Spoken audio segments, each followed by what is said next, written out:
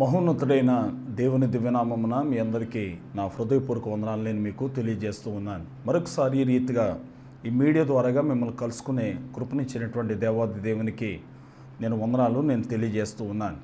పరిశుద్ధ బైబిల్ గ్రంథంలో కీర్తనల గ్రంథము అనే ఒక పుస్తకం మనకు కనబడుతూ ఉంటాయి. ఈ కీర్తన గ్రంథం 150 కీర్తనలు అందులో లిఖించబడ్డాయి. ఈ కీర్తన గ్రంథాన్ని 11 మంది భక్తులు రాశారు. బాగా గుర్తించాలి మాట. 11 మంది భక్తులు ఈ కీర్తన గ్రంథాన్ని రాశారు. దావీదు గారు 73 కీర్తనలు రాసినట్టుగా మనం దేవుని యొక్క వాక్యంలో మనం చూడగలుగుతూ ఉంటాం. కాబట్టి కీర్తనలను విడిభాగాలుగా మనం తీస్తే స్తుతి కీర్తనలు, ప్రవచన కీర్తనలు, ప్రార్థనా కీర్తనలు, హెచ్చరింపుతో కూడినటువంటి కీర్తనలు ఇవన్నీ మనకు కనబడుతూ ఉంటాయి. దయచేసి ఈ దినాన్న 39వ కీర్తన ఒక 2 వచనాలు మనం ధ్యానం చేస్తూ అందులో మనం నేర్చుకోబోతున్నటువంటి మాట విచారము. మళ్ళొకసారి చెప్తున్నాను, విచారము అనే మాట. చాలామంది ఈ దినాన్న అనేక రోగములు, లేక అది బీపీ అవ్వచ్చు, అనగా బ్లడ్ ప్రెషర్ అవ్వచ్చు, రక్తపోటు అని అంటారు తెలుగులో, మధుమేహం అనే వ్యాధితో చాలామంది బాధపడుతూ ఉంటారు.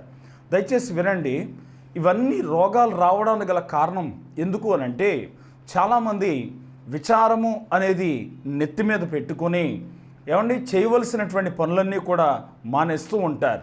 దయచేసి నేను అంటూ ఉంటాను, సేవకుడిగా మన సంఘాల్లో నేను మాట్లాడుతూ ఉంటాను. ఏమనంటే శ్రమలను మీ కాళ్ళ కింద పెట్టుకోండి, చేయవలసిన పని మీ భుజం మీద మీరు పెట్టండి, దేవుని యొక్క హస్తం మీ తల మీద ఉండునట్లుగా మీరు చూడండి. మరొకసారి, శ్రమలు మీ కాళ్ళ కింద పెట్టండి, చేయవలసిన పని మీ భుజం మీద పెట్టండి, దేవుని యొక్క ఆశీర్వాదం మీ తల మీద ఉండనివ్వండి అనే మాట నేను మీకు మనవి చేస్తూ ఉన్నాను. ఈ 39వ కీర్తనలో భక్తుడైనటువంటి దావీదు గారు ఈ కీర్తన రాసినట్టుగా మనం చూడగలుగుతూ ఉంటాం. విచారం గురించి, లేక విచారము అనేది ఎలా ఉంటుందో నేర్పిస్తూ భక్తుడైనటువంటి దావీదు కొన్ని విషయాలు మాట్లాడుతూ ఉన్నాడు. మొదటి 2 వచనాల్లో ఈ రీతిగా ఆయన మాట్లాడుతూ అంటాడు, నా నాలుకతో పాపము చేయకుండానట్లు నా మార్గములను జాగ్రత్తగా చూచుకుందును అని అంటూ ఉన్నాడు. అనగా మన దేహంలో ఏది ప్రాముఖ్యమైన అవయవము అని అంటే చెప్పగలం, నాలుక. ఇది కాపురాలను నిలబెట్టగలదు, కాపురాలను కూడా కూల్చేయగలదు. చాలామంది స్నేహితుల మధ్యలో స్నేహబంధాన్ని కలపగలదు. రెండవది, స్నేహాలను విడగొట్టేయగలదు. చాలామంది ఈ రోజున నాలుకతో పాపం చేసేటటువంటి వ్యక్తులు చాలామంది ఉంటూ ఉంటారు. నేను అంటూ ఉంటాను, ఒకవేళ అటువంటి వారు ఎవరైనా ఈ కుటుంబాల మధ్యలో లేక వ్యక్తుల మధ్యలో వ్యత్యాసాలు పుట్టించేవారు ఎవరైనా ఉంటే, ఒకవేళ నాలుక లేకపోతేనే వారికి మంచిది అనే మాట నేను మీకు మనవి చేస్తూ ఉన్నాను. కాబట్టి ఎవరి గురించి ఎక్కడెక్కడ మనం మాట్లాడుతూ ఉన్నాం, వారి కుటుంబాల గురించి, వీరి సంఘాల గురించి మనం ఎక్కడ మాట్లాడుతూ ఉన్నామో చాలా జాగ్రత్తగా మనం దేవుని మాటలు గమనించాలి. ఇక్కడంటూ ఉన్నాడు భక్తుడైనటువంటి దావీదు, నా నాలుకతో పాపము చేయకుండానట్లు నా నోటికి చెక్కము ఉంచుకొని ఉంటిని అని అంటూ ఉన్నాడు. రెండో విషయం, నేను ఏమీ మాట్లాడక మౌనినైతిని, క్షేమమును గూర్చైనను పలుకక నేను మౌనముగా ఉంటిని, అయినను నాకు విచారము అధికమాయను అని అంటూ ఉన్నాడు. విచారము ఇలా పెరిగిపోతూ ఉంది, నా జీవితంలో విచారము అధికమవుతూ ఉంది అని మాట్లాడుతూ ఉన్నాడు. అంటే దావీదు జీవితాన్ని పరిశీలన చేస్తూ ఉంటే ఎన్నో విచారకరమైనటువంటి సంఘటనలు ఆయన జీవితంలో జరిగాయి. ఎవరెవరో కాదు, శత్రువులు ఎక్కడో బయలుదేరరు. ఎక్కడ బయలుదేరతారు అని అంటే నీ కుటుంబంలోనే బయలుదేరతారు. ప్రియులరా, దావీదుకి శత్రువులు ఎవరు అని అంటే నన్ను అడిగితే నేను చెప్తాను. ఏమనంటే మామ సౌలు గారే ముందు ఆయనకు శత్రువు. సొంత కొడుకు అబిషాలోము శత్రువుగా తయారయ్యాడు. అనేకమైన శత్రు సమూహాలు దావీదు మీదకు వచ్చాయి.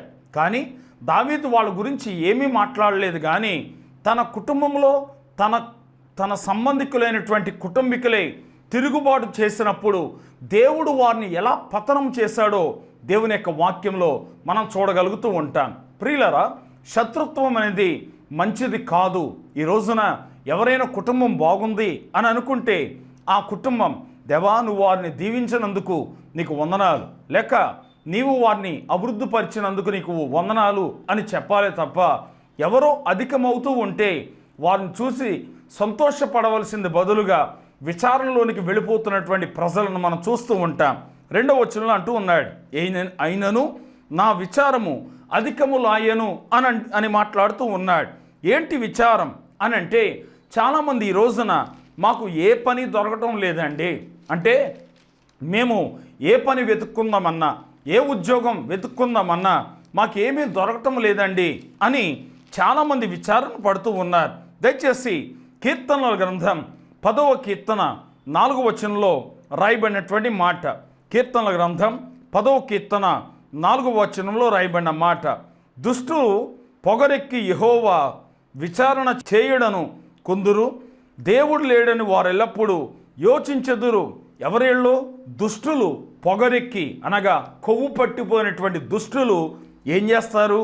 యెహోవా విచారణ చేయడను కొందరు, రెండవది దేవుడు లేడని వారెల్లప్పుడూ యోచించుదురు. ఈ రోజున కొంతమంది వ్యక్తులు ఉన్నారు, వారు దేవుడు లేడు, దెయ్యము లేదు అని అంటూ ఉంటారు.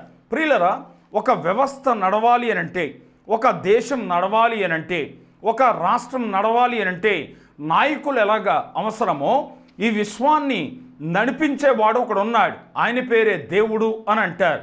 దేవుడును ఇంగ్లీష్లో గాడ్ అని పిలుస్తారు. గాడ్ అంటే దాని అబ్రివేషన్ చెప్తూ ఉన్నాను వినండి, జనరేటర్, ఆపరేటర్, డిస్ట్రాయర్ అని దాని అర్థం. అంటే ఆయన సృష్టించేవాడు, లేక ఉద్భవింపజేసేవాడు, దానిని నడిపించేవాడు, అవసరమైతే దానిని నాశనం చేయవాడు. అందుకని వాక్యంలో కీర్తనకారుడు అంటాడు, దేవుడు లేడని బుద్ధిహీనులు తమ హృదయములో అనుకుందురు. చాలామంది ఈ రోజున కుటుంబంలో ఏదైనా కార్యం జరిగితే దేవుడు లేడు, దెయ్యము లేదు అని మాట్లాడే వ్యక్తులు అనేక మంది సమాజంలో కనబడుతూ ఉంటారు. కాదు ప్రియులరా, దేవుడు ఉన్నాడు గనుక ఇంకా మనం ఉన్నాం. ఆ విషయాన్ని గుర్తుపెట్టుకోవాలి. ఆయన ఉన్నాడు గనుక ఇంకా మనం ఉన్నాం అనే విషయాన్ని ప్రతి దేవుని బిడ్డ ఆలోచన చేయదగినటువంటి వారమై ఉన్నాం. చాలామంది ఐహికమైనటువంటి విచారం ఏంటి అని అంటే, పనులు కూర్చున్నటువంటి విచారం. మేము చదువుకున్నాం, అయినా మాకు ఉద్యోగం రావటం లేదు, మేము చాలా పనులు చేస్తూ ఉన్నాం, మాకు సరైన జీతం రావటం లేదు. చాలామంది విచారంలో పడిపోయినటువంటి వ్యక్తులు ఈ రోజున కనబడుతూ ఉన్నారు. చాలామంది మేము ఫ్యాక్టరీలో చేస్తూ ఉన్నాం, లేక ఫలానా ఉద్యోగం చేస్తూ ఉన్నాం, జీవితం నడవటం చాలా కష్టంగా ఉంది అని అంటూ ఉన్నారు. ప్రియులరా, ఒకప్పుడు పాత రోజులకు మనం వెళుతూ ఉంటే వేసవి కాలం వచ్చినప్పుడు కాలువ తవ్వులకు కొంతమంది వెళుతూ ఉండేవారు. వినండి మాట, కాలువ తవ్వులకు కొంతమంది వెళుతూ ఉండేవారు. అప్పట్లో జీతం పొద్దున్న వెళ్ళి మధ్యాహ్నం వస్తే 50 రూపాయలు 70 రూపాయలు ఇచ్చేటటువంటి వారు. ఏమండి, ఏదైనా ఒక తాపీ పనికి వెళితే అక్కడ కూడా చాలామంది పనిచేస్తే రోజుకి 200 ఇచ్చేవారు. కానీ ఈ రోజున ఆ జీతాలు కూడా లేనటువంటి పరిస్థితులు ఏర్పడ్డాయి. ఎందుకు ఏర్పడ్డాయి తీద్దాం ఒకసారి. జకర్యా గ్రంథం 8వ అధ్యాయం 10వ వచనంలో రాయబడినటువంటి మాట, యేసయ్య రాకడకు ప్రతిదానికి సూచనగా ఏం కనబడుతుందో జకర్యా పుస్తకం 8వ అధ్యాయం 10వ వచనంలో రాయబడినటువంటి మాట, ఆ దినములకు ముందు మనుషులకు కూలి పని దొరకదు, ఎద్దుల పనికి బాడిక లేకపోయేను, బాడికంటే అద్దె లేకపోయేను అని రాస్తూ ఉన్నాడు. ఈ మాటలో ఉన్నటువంటి అర్థం ఏంటో తెలుసా? ఇప్పుడు ఒక 100 మంది చేసే పని ఒక కంప్యూటర్ చేస్తూ ఉంది, లేక ఒక 50 మంది చేసే పని ఒక ప్రొక్లైన్ చేస్తూ ఉంది, లేకపోతే ఒక 10 మంది చేసే పని ఒక డాక్టర్ చేస్తూ ఉంది. ఈ రీతిగా చాలా రకాలైనటువంటి ఉద్యోగాలు పోగొట్టుకున్నటువంటి వ్యక్తులు చాలామంది ఉన్నారు. యవనస్తులారా, పిల్లలారా, ఈ మాటలు మీరు వింటూ ఉంటే మీ తల్లిదండ్రులు మిమ్మల్ని స్కూళ్ళకి పంపిస్తున్నారు, కాలేజీలకు పంపిస్తూ ఉన్నారు. మీరు సరిగ్గా చదువుకోక, లేకపోతే ఒకవేళ నువ్వు కాలేజీలకు వెళ్లకుండా, స్కూళ్ళకి వెళ్లకుండా క్యాంపులు వేసే వ్యక్తివైతే వచ్చే రోజుల్లో జీవితంలో పస్తులు పడవలసినటువంటి రోజులు నీ ముందే ఉన్నాయి. ఆ విషయాన్ని నువ్వు గుర్తుపెట్టుకోవాలి. నీ తల్లిదండ్రులు బాధపడే దేని కొరకు అని అంటే, నా కుమారుడు ఒక మంచి భవిష్యత్తులో ఉండాలి, నా కూతురు మంచి భవిష్యత్తులో ఉండాలి. ఎందుకనంటే వచ్చే రోజుల్లో ప్రియులరా ప్రతిదీ మిషనరీ వచ్చింది ప్రియులరా. విచారము అనే మాట మనం ధ్యానం చేస్తూ ఉన్నాం కదా. ఈ విచారములో నీవు దేవుని దగ్గర మొర్రపెడితే నా లైఫ్ సెటిల్ అవ్వాలి అని నీవు ఒకవేళ ఆశపడితే దేవాది దేవుడు చెప్తూ ఉన్నాడు, నీ విచారములన్నీ దేవుని దగ్గర పెట్టగలిగితే దేవుడే తన కార్యాన్ని, తన కార్యసిద్ధిని నీ పట్ల జరిగించే దేవుడు అని చెప్పడానికి నేను ఇష్టపడుతూ ఉన్నాను. కాబట్టి ప్రియులరా, విచారము అనేది చాలా భయంకరమైనటువంటి సంఘటన ప్రియులరా. దీని ద్వారాగా చాలామంది ఏంటి అని అంటే, విచారము అనగా ఒకవేళ డాక్టర్ మీకు బీపీ ఉందండి, మీకు షుగర్ ఉందండి, వచ్చే రోజుల్లో మీ కిడ్నీలు బాగోవండి, లేకపోతే మీ గుండె తీరు పనిచేయదండి అన్న వెంటనే, ముందు డాక్టర్ గారు చెప్పిన వెంటనే మనలో ప్రారంభమయ్యేది ఏంటో తెలుసా? విచారం. ఎప్పుడు చచ్చిపోతానా, ఎప్పుడు నాకు ఇంత సంఘటన జరుగుద్దా అని చాలామంది విచారణ పడుతూ ఉంటారు. నేనంటాను, నీ సమస్యలు నీ కాళ్ళ కింద పెట్టుకొని దేవుని దగ్గర నువ్వు మొరపెట్టగలిగితే దేవుడే నీ పట్ల గొప్ప కార్యాలు చేస్తాడు అనే మాట నేను మీకు మనవి చేస్తూ ఉన్నాను. ఇదే కీర్తనకారుడు రాస్తూ ఉన్నాడు. ఏమనంటే, ఆయన 94వ కీర్తనలో ఆయన రాస్తూ 19వ వచనంలో ఒక ఆయన మాట్లాడుతూ ఉన్నాడు, నా అంతరంగమందు విచారములు హెచ్చుగా నీ గొప్ప ఆదరణ నా ప్రాణమునకు నెమ్మది కలుగుజేయుచున్నది అని అంటూ ఉన్నాడు. అంతరంగం అంటే ఇన్నర్ పార్ట్ అని పిలుస్తూ ఉంటాం. అనగా అంతరంగంలో, లోపల భాగంలో నాకు విచారణ బాగా కలుగుతూ ఉంది అని చెప్పి భక్తుడు రాస్తూ ఈ మాట మాట్లాడుతూ ఉన్నాడు. ఏమని మరొకసారి చదువుతున్నాను. 94వ కీర్తన 19వ వచనంలో రాయబడిన మాట, నా అంతరంగమందు విచారములు హెచ్చుగా నీ గొప్ప ఆదరణ నా ప్రాణమునకు నెమ్మది కలుగజేయుచున్నది. ప్రియులరా, అంతరంగంలో విచారణ ఉందా? పిల్ల పెళ్ళి ఎలా చేయాలి, కొడుకు పెళ్ళి ఎలా చేయాలి, ఇల్లు ఎలా కట్టాలి, లేకపోతే మన భవిష్యత్తు ఏంటి, పిల్లలకి ఏ భవిష్యత్తు చూపించాలి అని చెప్పి విచారణలో మీరున్నారా? నేనంటూ ఉన్నాను, దేవుని యొక్క వాక్యం చదివితే, దేవుని సన్నిధానాన్న ప్రార్థన చేస్తే వాక్యం సెలవిస్తూ ఉంది. ఏమన్నా తెలుసా? ఆయనే నీకు నెమ్మదిని కలుగజేయవాడు అనే మాట ఇక్కడ రాయబడుతూ ఉంటారు. కాబట్టి దేవుని బిడ్డలుగా మీ విచారములన్నీ కూడా ఎవరి దగ్గర పెట్టండి? మనుషుల దగ్గర చెప్పుకుంటే మీరు పబ్లిసిటీ అయిపోతూ ఉంటారు. నా కుటుంబం పరిస్థితి అది, నా కుటుంబం పరిస్థితి ఇది, నా కొడుకు మాట వింటలేదు, నా కూతురు మాట వింటలేదు అని చెప్పి ప్రజలకు చెప్పుకుంటే పబ్లిసిటీ అయిపోయేది మీరే, మీ కుటుంబమే. ఆ రీతిగా పబ్లిసిటీ అవుతూ ఉంటారు. కాదు, చేయవలసిన పని ముందుగా అందరికంటే గొప్ప దేవుడు మనకు ఒకడున్నాడు కనుక ఆ యేసయ్య పాద సన్నిధానంలో పడి ఏడిస్తే, ప్రభువా నా విచారములన్నీ కూడా మీరు కొట్టివేయండి అని మీరు అడిగితే దేవుడే గొప్ప కార్యాలు చేయగలడు అనే మాట మనం చేస్తూ ఉన్నాను. మరొకసారి ఆ మాట చదువుతూ ఉన్నాను. కీర్తన గ్రంథం 94వ కీర్తన 19వ వచనం, నా అంతరంగముందు విచారములు హెచ్చుగా నీ గొప్ప ఆదరణ నా ప్రాణమునకు నెమ్మది కలుగజేయుచున్నది. ఆదరించే దేవుడు ఒకడు ఉన్నాడు. వినండి మాట, ఆదరించే దేవుడు ఒకడు ఉన్నాడు, మనలను ఆదరించే దేవుడు. అందుకే యోహాను సువార్త 14వ అధ్యాయం 26వ వచనంలో వాక్యం రాయబడ్డాది, ఆదరణకర్త అనగా తండ్రి నా నామమందు పంపబోవు పరిశుద్ధాత్మ దేవుడు మిమ్మలను ఆదరించును అని అంటూ ఉన్నాడు. కాబట్టి మీకు ఆదరణ కావాలి అని అంటే ఎవరి దగ్గరికి రండి? యేసయ్య దగ్గరకు వస్తే, యేసయ్య దగ్గర మీ సమస్యలు చెప్పుకుంటే ఆయనే మిమ్మలను ఆదరిస్తాడు అనే మాట నేను మీకు మనవి చేస్తూ ఉన్నాను. కాబట్టి విచారము మనల్ని ఏం చేస్తూ ఉంది? అదే కీర్తన గ్రంథం 31వ కీర్తన నేను చదువుతూ ఉన్నాను. 31వ కీర్తన 9వ వచనంలో రాయబడినటువంటి మాట, యెహోవా నేను ఇరుకున పడి ఉన్నాను, నన్ను కరుణింపుము, విచారము వలన నా కన్ను క్షీణించుచున్నది అని రాస్తూ ఉన్నాడు. చూడండి ఎంత ఏ స్టేజ్కి వచ్చేస్తున్నాడో చూడండి ఒకసారి. ఇది దావీదు గారు రాసినటువంటి కీర్తనే అంటూ ఉన్నాడు. చూడండి 31వ కీర్తన 9వ వచనం, యెహోవా నేను ఇరుకున పడి ఉన్నాను, నన్ను కరుణింపు, విచారము వలన నా కన్ను క్షీణించుచున్నది, నా ప్రాణము నా దేహము క్షీణించుచున్నది. మొదటే నా కన్ను క్షీణిస్తుంది, 2, నా ప్రాణం క్షీణిస్తూ ఉంది అని అంటూ ఉన్నాడు.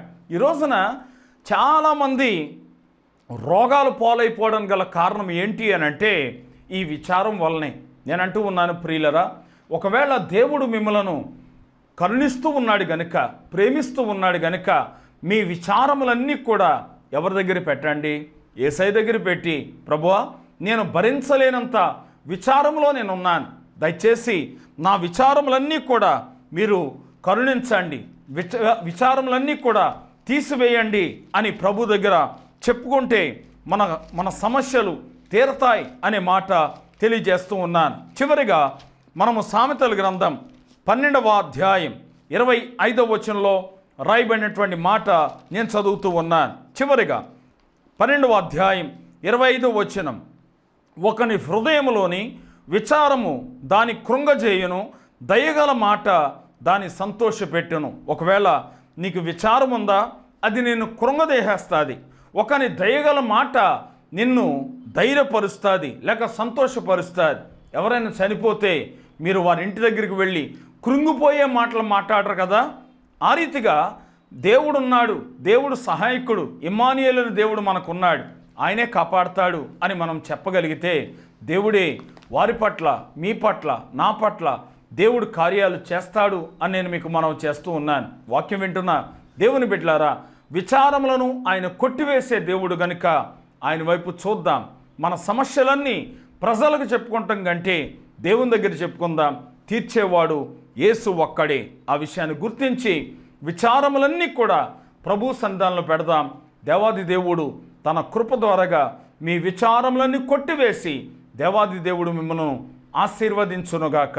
ఆమేన్. ప్రార్థన చేసుకుందాం. ప్రేమ కలిగిన మా తండ్రి, మహోన్నతుడైన దేవా, నీ నామానికి వందనాలు, స్తోత్రాలు. మీరు ఇచ్చినటువంటి వాక్య సందేశమును బట్టి నీకు వందనాలు మేము తెలియజేస్తూ ఉన్నాం. మా విచారములు అనేకములు దినదినముకు అభివృద్ధి అవుతూనే ఉన్నాయి మా తండ్రి. అయినా నీ కృప వెంబడి కృప మీరు మాకు పంపిస్తూ ఉన్నారు. అందుని బట్టి నీకు స్తోత్రాలు. మా ప్రభువా, ప్రతి వారి విచారములు మీరు కొట్టివేయండి. నీవు సమాధానకర్తవు గనుక ప్రతి కుటుంబంలో సమాధానమే దయచేయమని ప్రార్థన చేస్తూ ఉన్నాం. వాక్యం విన్న బిడ్డలందరినీ ఆశీర్వదించండి. వారి పనులు, వారి ఉద్యోగాలు, వారి చదువులు, వారి వ్యాపారాలు, వారి చేతి పని వృత్తి అంతటినీ ఆశీర్వదించమని ప్రార్థిస్తూ ఉన్నాం. కృపగలిగినటువంటి హస్తాలకి ప్రతి బిడ్డను అప్పగిస్తూ ఉన్నాం మా తండ్రి. మా దేశమును, మా రాష్ట్రమును, మా జిల్లాను, మా నియోజకవర్గాన్ని, మా గ్రామంను పరిపాలిస్తున్న నాయకులందరినీ కూడా మీ నామంలో దీవించండి. మా దేశంలో దేవా మా తండ్రి నెమ్మదిని, శాంతిని మీ నామములో కలుగు చేయమని ప్రార్థిస్తూ ఉన్నాం. బిడ్డలను మీ నామములో దీవించండి. ఈ మీడియా ద్వారాగా ఎంతమంది అయితే నీ మాటలు విన్నారో ఆ బిడ్డలందరినీ కూడా ఆశీర్వదించమని ప్రార్థిస్తూ ఉన్నాం. మా ఆరోగ్య క్షేమాల కొరకు ప్రయాసపడుతున్న డాక్టర్స్ కొరకు, నర్సింగ్ స్టాఫ్ల కొరకు, వాలంటీర్స్ కొరకు, పారిశుద్ధ కార్మికుల కొరకు ప్రార్థిస్తూ ఉన్నాం. ప్రభుత్వ ఉద్యోగస్తులందరి కొరకు ప్రార్థిస్తూ ఉన్నాం. మా తండ్రి, చిన్నపిల్లలు, పెద్దలు చాలామంది చదువుకుంటూ పరీక్షలు రాస్తూ ఉన్నారు. బిడ్డలందరికీ కూడా జ్ఞానమును అనుగ్రహించండి. వారికి బోధన చేస్తున్న టీచర్లకు, ఉపాధ్యాయులకు మంచి జ్ఞానాన్ని, ఆరోగ్యాన్ని దయచేయమని ప్రార్థన చేస్తూ ఉన్నాం. ఈ మీడియా ద్వారాగా ఎంతమంది అయితే ఈ మాటలు విన్నారో వారి విచారములన్నీ యేసు నామములో ఈ దినము కొట్టివేయబడునుగాక అని ప్రార్థిస్తూ ఉన్నాం. బిడ్డలందరినీ కూడా దీవించండి. నీ కృపలో అభివృద్ధి పరచమని యేసు నామమున ప్రార్థించి వేడుకుంటూ ఉన్నాము తండ్రి. ఆమేన్. తండ్రి అయిన దేవుని ప్రేమ, కుమారుడైన యేసుక్రీస్తు అనేక కృప, పరిశుద్ధాత్మ అన్యోన్య సహవాసం, ఆదరణ, సహాయం ఈ దినాన వాక్యం విన్న దేవుని బిడ్డలైన మీ అందరికీ ఆయన కృప తోడేండి నడిపించునుగాక. ఆమేన్.